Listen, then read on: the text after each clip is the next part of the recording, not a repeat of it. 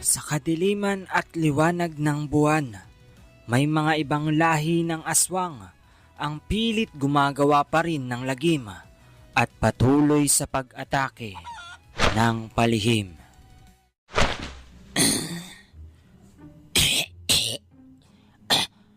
Puro na lang manok. Ayun, isang tao. Panot, wag na lang pala. Maraming bagay sa mundo ang hindi mapaliwanag ng pangkaraniwang tao. Puno ng kababalaghan at mga misteryong hindi mapaliwanag. Subalit, tanging mga lumikha lamang ang makakasagot sa mga katanungan.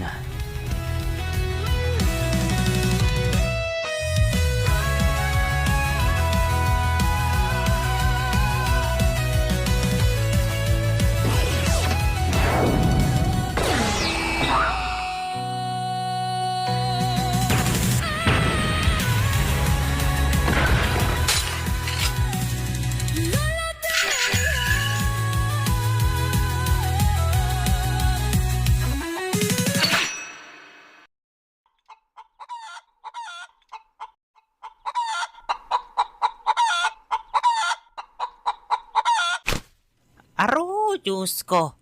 Kay iingay niyong mga manok kagabi Hindi niyo ako pinatulog ng maayos. Iprito ko kayo ngayon Sakto. Pwede bang makikain? Dito pa rin ba nakatira si Lolo Terio? Aro, Diyos ko, sandali lang Ginoo. Parang namumukhaan kita Kabenjo, ikaw ba yan? Teka, Lolo Paeng? Ikaw na ho ba yan? Abay, siyempre. Ako pa rin ito. Pogi pa rin, di ba, Kabenjo? Teka, hinahanap mo nga pala si Terio. Halika, dadalhin kita. Sa barong-barong nila, andun din yung apo naming si Ariel. Na pogi at nagmana sa akin. Ha! Sige po, Lolo Paeng. Salamat po.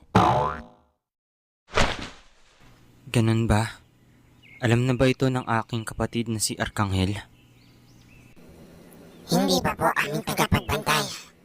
Pero sa tingin ko, hindi ito aswang ng ating lahi, kundi isang aswang na galing sa ibang baryo o pulo. Kung ganun,